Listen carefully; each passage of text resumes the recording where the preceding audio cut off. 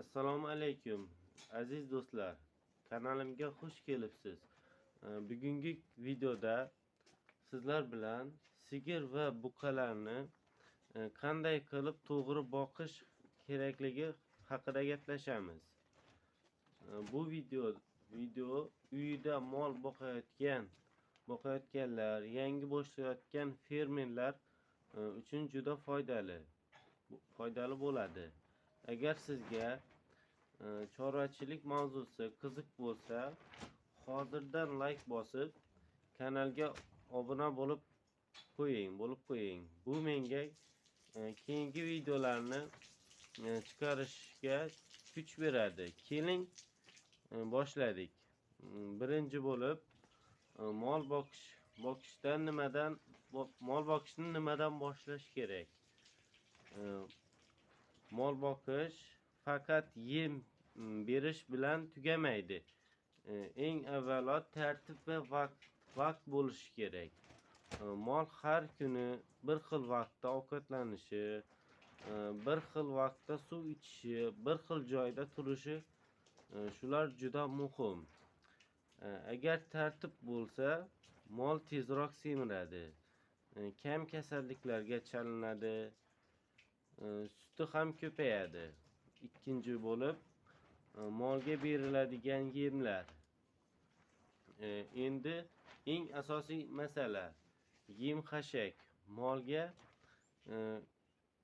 quyidagi yemlar foydali. Birinchisi beda. Beda juda foydali hisoblanadi. Molni tez semirtiradi. Lekin faqat beda bilan boqish to'g'ri emas. Ikkinchisi somon, ya'ni somon pres. Ya'ni bug'doy somon ham bo'laveradi. U ichagini tez ishlatadi, lekin o'zi yetarli emas.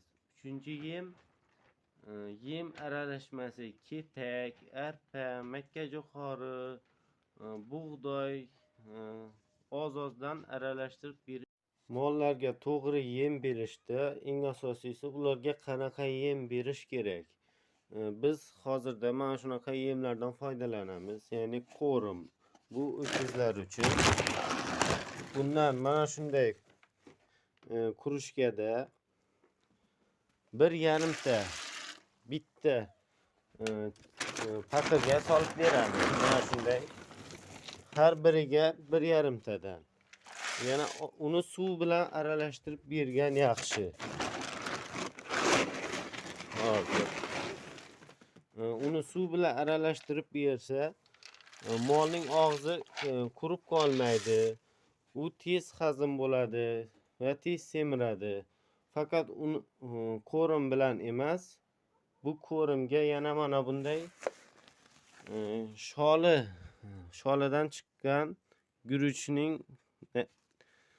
biz buni o'zimizning shevada unta deymiz. Sizlar nima deysizlar bilmadim. Mana shu untadan har bir molga 2 qurushga beramiz. Mana shunday.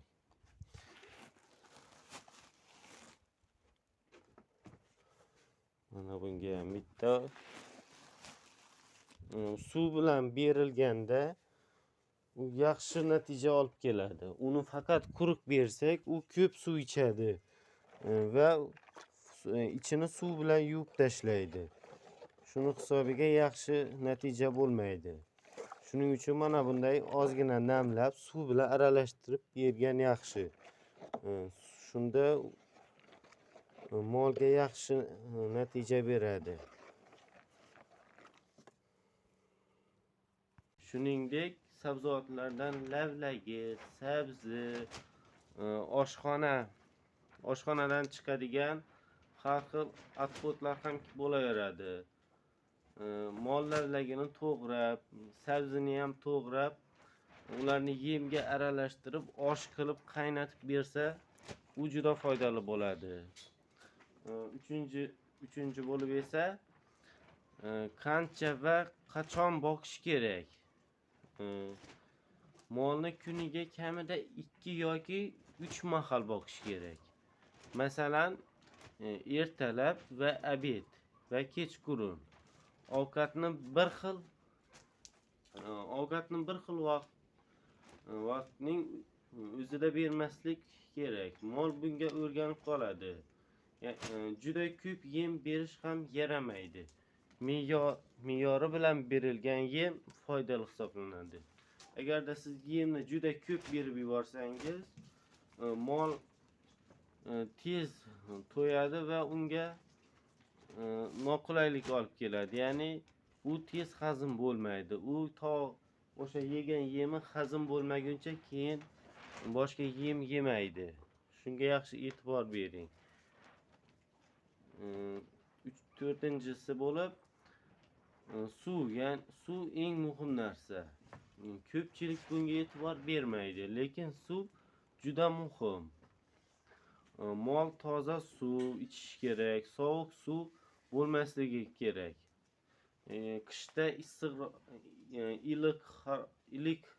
iliq suv berish kerak qish oyida.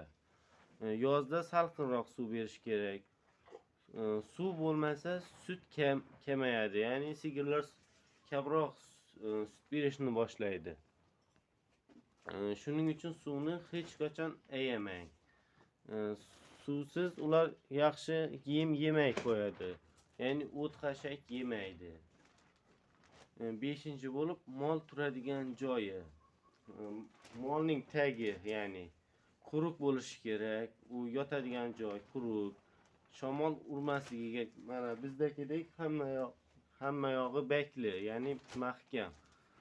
Shunda shamol bo'lmaydi, ya'ni issiqvazlik bo'lmaydi. Yana u iflos joyda turmasligi kerak.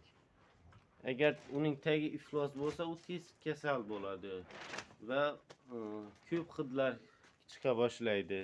Uning tagini tez tozalab turish kerak. Shunda u unchalik kasal bo'lmaydi va tagi quruq turadi. Agar uning axlatini tez vaqtida olib turmasangiz, axlat o'zidan ko'p qolib ketsa, havo qizish natijasida o'zidan ammiak gazi ishlab chiqaradi. Bu gaz mollar uchun zararli hisoblanadi. Shuning uchun axlatini tez olib tashlash kerak. 6-chi bo'lib esa sog'liq va parvarish hisoblanadi. Ya'ni unga yaxshi g'amxo'rlik qilish kerak. Molni vaqti bilan emlash kerak. Har xil kasalliklar chiqib ketishi mumkin. Veterinariyaga ko'rsatish kerak. Ayniqsa bahor oylarida mollar ko'p kasalliklarga chalinishi mumkin. Shuni oldini olish uchun unga har xil dorilar surtish kerak. Ya'ni agarda unga bahor oyi dorilar berilmasa, dorilar surtilmasa, u bitlashi mumkin va kanalashi mumkin va boshqa zararli hasharotlar unga o'rnashib olishi mumkin. Shuning uchun uni butun molxonani, agar bittasi kasal bo'ladigan bo'lsa, u boshqa mollarni ham kasal qilishi mumkin. Shuning uchun vaqtida unga qarab e'tibor berib turish kerak.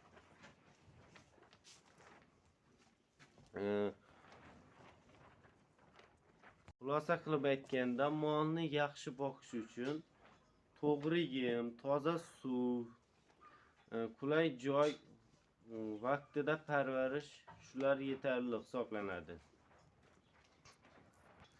Agar siz ularni to'g'ri vaqtida qilsangiz, molingiz albatta foyda olib keladi. Agar bu video sizga foydali bo'lgan bo'lsa, albatta like bosing. Agar hali kanalga obuna bo'lmagan bo'lsangiz, hoziroq obuna bo'lib qo'ying.